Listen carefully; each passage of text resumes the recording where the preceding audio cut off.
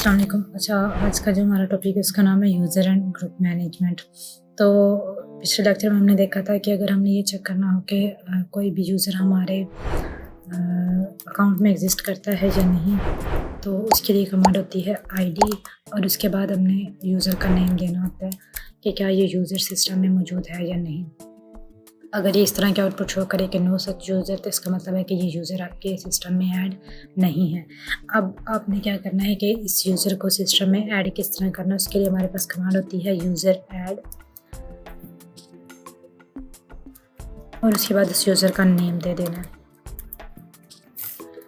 और अब हम दोबारा अगर यही कमांड एग्जीक्यूट करें आईडी और आगे यूज़र का नेम, तो अब वो दिखाएगा कि ये यूज़र आपके सिस्टम में मौजूद है, क्योंकि वो दिखा रहा है कि इस यूज़र की जो ग्रुप आईडी है वो 1003 है यूज़र आईडी, और जो ग्रुप आईडी है वो भी 1003 है। तो अब ये जो यूज़र की ये होता है कि जैसे आप देखें कि आपने जब भी कोई यूज़र क्रिएट किया तो बाय डिफ़ॉल्ट उसकी एक आईडी जो है ना वो 1003 सेट हो गई है, ठीक है। लेकिन अगर आप चाहें तो आप इसकी कुछ और इसको वैल्यू भी असाइन कर सकते हैं। मतलब लाज़मी नहीं है कि जो बाय डिफ़ॉल्ट एक आईडी इसको असाइन हो रही है आपने उसी के साथ कंटिन्यू करना है, आप इसको अपनी मर्ज़ी की भी कोई आईडी असाइन कर सकते हैं। तो उसके लिए हमारे पास कमांड होती है। अच्छा, बेसिकली ना यहाँ पे दो तरह के यूज़र होते हैं, एक सिस्टम के यूज़र होते हैं और एक वो यूज़र होते हैं जो आप लोग ऐड करते हैं। तो जो सिस्टम के यूज़र होते हैं ना, उनकी आईडी हमेशा स्टार्ट होती है 1 से लेकर 999 तक, और जो यूज़र आप ऐड करते हैं उनकी आईडी स्टार्ट होती हैं 1000 से ऑनवर्ड, ठीक है। तो आप जो भी उसको वैल्यू असाइन करना चाहें वो आपने 1000 से ऑनवर्ड कोई भी वैल्यू असाइन करनी है, लेकिन आप 1 से 999 तक वैल्यू जो है ना वो यूज़र को असाइन नहीं कर सकते, क्योंकि वो यूज़र जो है ना वो सिस्टम के यूज़र होते हैं, ना कि जो कि आपने क्रिएट किए हों। तो अब हमने क्या करना है कि हमने एक नया यूज़र ऐड करना है और उसकी ना हम चाहते हैं कि 1004 की जगह, क्योंकि अब हम जो भी यूज़र क्रिएट करेंगे उसकी आईडी 1004 बाय डिफ़ॉल्ट हो जाएगी, लेकिन हम चाहते हैं कि उसकी आईडी 1010 हो, ठीक है। तो आपने कमांड देनी है यूज़र ऐड और उसके बाद आपने यूज़र आईडी सेट करनी है, तो उसके लिए आपने फ्लैग यूज़ करना है -u, और उसके बाद आप जो भी आईडी उसको देना चाहते हैं वो आईडी आपने मेंशन करनी है। लेट्स से मैं अपने यूज़र को 1010 आईडी देना चाहती हूँ, और उसके बाद आपने यूज़र का नेम दे देना है। तो लेट्स से मेरा यूज़र है यूज़र 5, और अब अगर मैं यहाँ पे चेक करूँ आईडी यूज़र 5, तो देखें जो इस यूज़र को आईडी असाइन हुई है अब वो 1004 नहीं बल्कि 110 हुई है। इसी तरह जिसकी ग्रुप आईडी है वो भी 110 है। तो ये तरीका होता है कि आप किस तरह किसी भी यूज़र की जो आईडी है ना वो अपनी मर्ज़ी से कुछ भी रख सकते हैं, ठीक है। ठीक है, उसके बाद अब ये जो यूज़र होते हैं इनकी जो इन्फॉर्मेशन होती है वो बेसिकली कहाँ पे स्टोर हो रही होती है, तो उसके लिए हमारे पास एक फ़ाइल होती है। अच्छा, आपने जब भी किसी फ़ाइल को ओपन करना तो उसके लिए हम कमांड यूज़ करते हैं कैट, ठीक है। तो कैट और आगे मेरी फ़ाइल का नाम है /etc/pass.wd, ठीक है। ये फ़ाइल है, यानी कि आपके पास एक फ़ोल्डर है /etc और उस फ़ोल्डर के अंदर एक फ़ाइल है pass.wd, और इस फ़ाइल को आप ओपन करना चाहते हैं, चेक करना चाहते हैं कि इसके अंदर क्या लिखा है, तो इसके लिए फिर हम कमांड यूज़ करते हैं कैट। इसको मैं एंटर करूँगी तो यहाँ पे देखें कि अगर आप लास्ट से देखना स्टार्ट करें तो जो भी आपने यूज़र्स ऐड किए होते हैं या जो भी सिस्टम के यूज़र होते हैं उन सब की इन्फॉर्मेशन इस फाइल में होती है।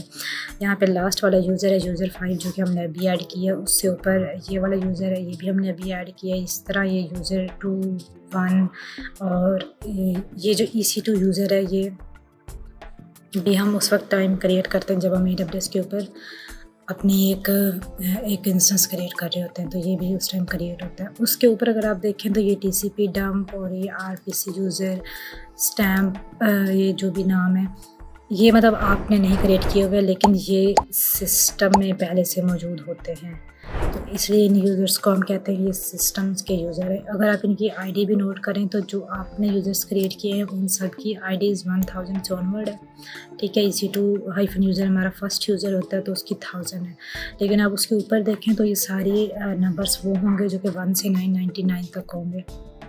जैसे TCP डंप की 72 वैल्यू है, इसकी 29 है, इसकी 159 है, इसकी 993 है।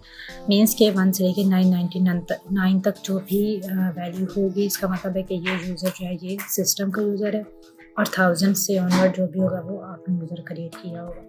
अच्छा, यहाँ पे क्या होता है कि सबसे पहले यूज़र का नेम होता है कि आपने किस नाम का यूज़र क्रिएट किया हुआ है। उसके बाद ये चीज़ जो होती है ये होती है पासवर्ड, कि आपने यूज़र को क्या पासवर्ड असाइन किया हुआ है, जो कि एनक्रिप्टेड होता है। आपने अगर इसको कोई पासवर्ड असाइन कर भी दिया तो आपको यहाँ पे इसी तरह शो होगा। ये आपका पासवर्ड यहाँ पे एग्जैक्ट आपको शो नहीं हो रहा होगा। उसके बाद ये होती है यूज़र आईडी, ये होती है ग्रुप आईडी, और यहाँ पे होता है कि जब आप एक यूज़र क्रिएट करते हैं तो बाय डिफ़ॉल्ट उसके वो एक डायरेक्टरी का भी पार्ट बन जाता है, और वो डायरेक्टरी हमारी होती है /home के अंदर। ठीक है, जैसे आप क्या लें कि आप जब भी कोई फ़ाइल डाउनलोड करते हैं तो वो आपके विंडोज़ में डाउनलोड्स वाले सेक्शन में जाके स्टोर होती है। इसी तरह जब भी आप कोई यूज़र क्रिएट करते हैं तो वो बेसिकली /home वाले फ़ोल्डर में अंदर वो आपका वो यूज़र की वैल्यू स्टोर होती है। और उसके बाद ये लास्ट पे होता है शेल, यानी कि हम ये जो टर्मिनल यूज़ कर रहे हैं इसका नाम क्या है, वो है बिन बैश शेल। अच्छा, अब देखें कि इसको देख लेते हैं कि क्या वाकई ही इसके अंदर, इस फोल्डर के अंदर आपके यूज़र्स की वैल्यूज स्टोर है। तो फिर स्क्रीन पर क्लियर कर लेते हैं Ctrl+L या क्लियर कमांड। ठीक है, अच्छा अब हमने जाना है, मैंने आपको बताया था कि किसी भी फोल्डर के अंदर जाने के लिए हमारे पास कमांड होती है CD। तो CD और आगे फोल्डर का नाम है /home। तो हमने कहाँ जाना है, /home के अंदर। यहाँ पे देखिए पहले टिल्डा था और अब यहाँ पे होम में, मतलब अब हम होम वाली डायरेक्टरी के अंदर है। यहाँ पे अगर मैं एल करूँ तो ये मुझे दिखाएगा कि ये सारे यूज़र्स जो थे वो आपने क्रिएट किए हैं। बेसिकली यूज़र्स के नाम की डायरेक्टरी क्रिएट होती है। अगर आप इनके स्टार्ट में देखें, जैसे यूज़र 5 है तो इसके स्टार्ट में D लगा, इसका मतलब है कि ये एक यूज़र एक डायरेक्टरी है। मीन्स कि आप जो भी जिस नाम का भी यूज़र क्रिएट करते हैं उस नाम की आपकी एक डायरेक्टरी क्रिएट हो जाती है। ठीक है, अच्छा अब अगली बात आती है कि यूज़र्स को पासवर्ड कैसे असाइन किया जाता है। तो हम ये होम से बाहर आ जाते हैं वापस टिल्डा में। तो उसके लिए हमने सिंपल कमांड यूज़ करनी है CD, और हमारे पास यूज़र था एक ऐसे ताहिरा यूज़र है, तो इसको हमने पासवर्ड असाइन करना। तो उसके लिए हमारे पास कमांड होती है passwd, और आगे यूज़र का नेम आपने दे देना। ठीक है, और एंटर कर देना है। अच्छा, अब यहाँ पे वो कह रहा है न्यू पासवर्ड, कि आप अपने इस यूज़र के लिए जो भी पासवर्ड सेट करना चाहते हैं वो यहाँ पे पासवर्ड सेट करें। लेकिन आपने ये याद रखना है कि जब आप पासवर्ड टाइप कर रहे होंगे तो वो आपको यहाँ पे शो नहीं हो रहा होगा। आपने बस केयरफुली जो भी इसको पासवर्ड देना चाहते हैं वो पासवर्ड आपने टाइप कर देना है और उसके बाद एंटर कर देना है। अब यहाँ पे मैंने क्योंकि बहुत ही सिंपल सा पासवर्ड दिया इसको, इस वजह से वो कह रहा है कि बैड पासवर्ड, बट उसने एक्सेप्ट कर लिया। फिर भी अब वो कह रहा है कि जो आपने पासवर्ड इसको साइन किया है उसी को रीटाइप करें। तो यहाँ पे अब हम अपने पासवर्ड को रीटाइप करते हैं।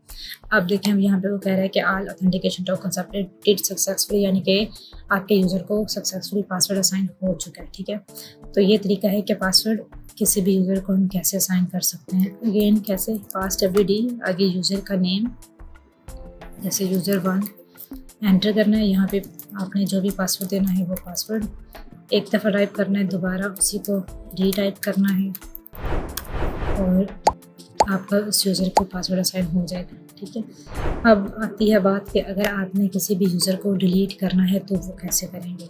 उसके लिए हमारे पास सिंपल कमांड है यूज़र del। ठीक है, और उसके बाद आपने अपने जिस भी यूज़र को डिलीट करना चाहते हैं उस यूज़र का नाम दे दें। अब अगर मैं यहाँ पे दोबारा चेक करूँ ID ताहिरा, तो अब वो दिखाएगा कि आपके पास कोई भी यूज़र नहीं है। ठीक है, अच्छा अब देखें कि मैंने आपको भी बताया कि जब भी हम कोई यूज़र क्रिएट करते हैं तो उसकी इंफॉर्मेशन /home डायरेक्टरी के अंदर स्टोर हो जाती है। ठीक है, तो अगर मैं दोबारा /home के अंदर जाऊँ और यहाँ पे LL करूँ तो यहाँ पे आप देखें कि मैंने यहाँ पे अभी यूज़र जो ताहिरा है ना इसको डिलीट किया था, लेकिन ये अभी भी यहाँ पे शो कर रहा है।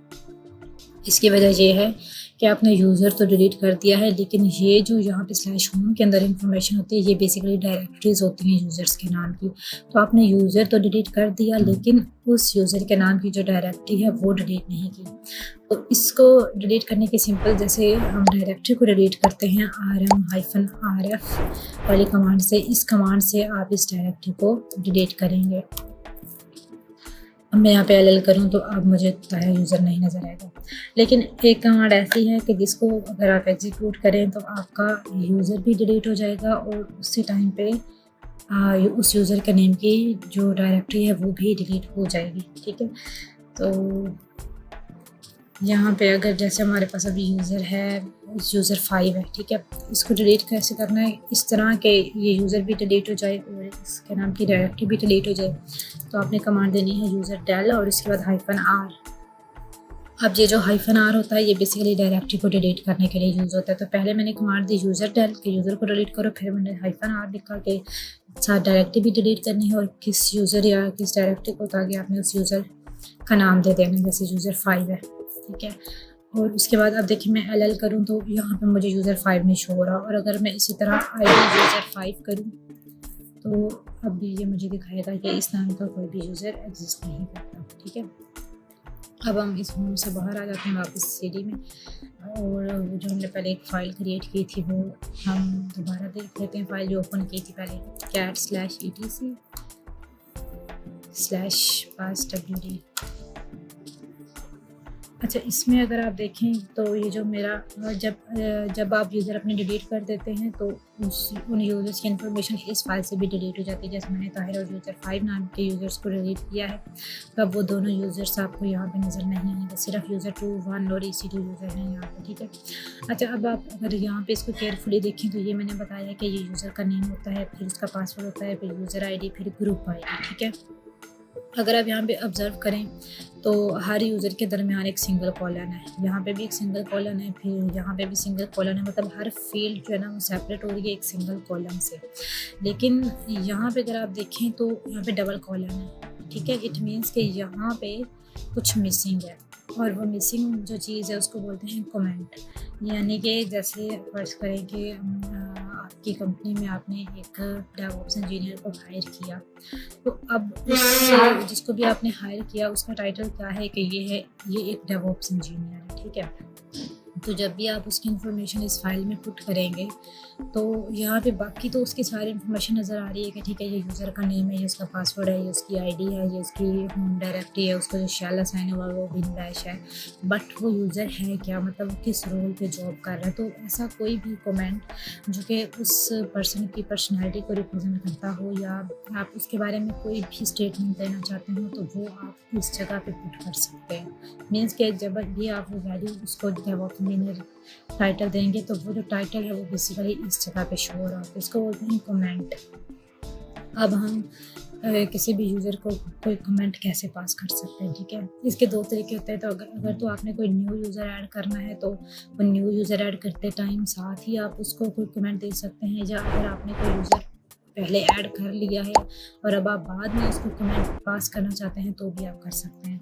तो हम पहले देख लेते हैं कि अगर हमने कोई न्यू यूज़र ऐड करना हो और उसके साथ ही उसको कोई कमेंट भी देना हो तो वो कैसे देंगे। तो उसके लिए हम यूज़र ऐड कमांड यूज़ करेंगे, क्योंकि ऑब्वियसली हम एक यूज़र तो ऐड करना ही चाह रहे हैं। उसके बाद हम लिखेंगे -c का मतलब होता है कमेंट, कि आप उसको क्या कमेंट देना चाहते हैं, और जो भी कमेंट है वो आपने डबल कोट के अंदर देना। ठीक है, तो लेट्स से मैं इसको कहती हूँ कि डेवऑप्स इंजीनियर, और उसके बाद आपने क्या करना है, सिंपल अपने यूज़र का नाम दे देना। जैसे मैं यूज़र का नाम देती हूँ अली। तो अब इस कमांड से क्या होगा कि एक तो यूज़र ऐड हो जाएगा अली के नाम से, और साथ ही उसको कमेंट मिल जाएगा कि he is a DevOps engineer. ठीक है, एंटर करना है। अब अगर हम दोबारा cat/etc/passwd वाली फाइल को चेक करें तो अब आप यहाँ पे अगर अली की इन्फॉर्मेशन देखें तो ये उसका name, password, user ID, group ID, और ये चीज़ उसको जो मैंने कमेंट दिया था डेवऑप्स इंजीनियर, अब वो यहाँ पे शो हो रहा है। ठीक है, बाकी ये उसकी होम डायरेक्टरी और उसका शेल है। लेकिन अब ये जो यूज़र 2 हमने पहले ऐड किया था, इसका देखें तो यहाँ पे कमेंट वाला सेक्शन जो है ना वो एम्प्टी है।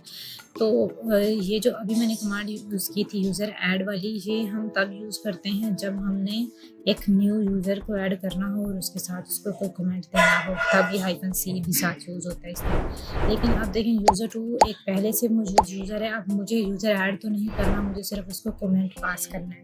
तो ऐसी सूरत में हम जो कमांड यूज़ करेंगे वो कमांड होती है यूज़र मॉड, यानी कि आपने एक एग्जिस्टिंग यूज़र की इंफॉर्मेशन को चेंज करना है तो आप कमांड यूज़ करेंगे यूज़र मॉड, और उसके साथ फिर आपने सेम आगे वही -c कमेंट देना है। इसको कह लें कि लिनक्स इंजीनियर, और आगे आपने अपने यूज़र का नाम दे देना, लेट्स से यूज़र 5, एंटर करना है। अच्छा, यूज़र 5 एग्जिस्ट नहीं करता, यूज़र 2, एंटर। और अब हम अगर दोबारा इस फाइल को ओपन करें, अब यहाँ पे यूज़र 2 देखें तो इसको जो अब कमेंट मिला है वो है लिनक्स इंजीनियर। ठीक है, तो ये तरीका होता है कि यूज़र को ऐड किस तरह किया जाता है, उसको पासवर्ड कैसे सेंड किया जाता है, फिर इस यूज़र को डिलीट कैसे करते हैं और इसके साथ उसकी डायरेक्टरी कैसे डिलीट होती है, फिर यूज़र्स को कमेंट कैसे दिया जाता है। कोई अगर पहले से मौजूद यूज़र है तो उसको क्या कमेंट पास करना है, अगर कोई न्यू यूज़र ऐड करना है तो उसको कैसे कमेंट पास करना है। ठीक है, तो आज के लिए इतना ही। नेक्स्ट वाली वीडियो में हम देखेंगे कि ग्रुप्स कैसे क्रिएट होते हैं और इन्हीं यूज़र्स को ग्रुप्स का मेंबर हम किस तरह बना सकते हैं, या ग्रुप की परमिशन वगैरह कैसे सेट होती है। मीन्स के सारा जो हमारा नेक्स्ट सेक्शन होगा वो ग्रुप मैनेजमेंट पे होगा। ठीक है।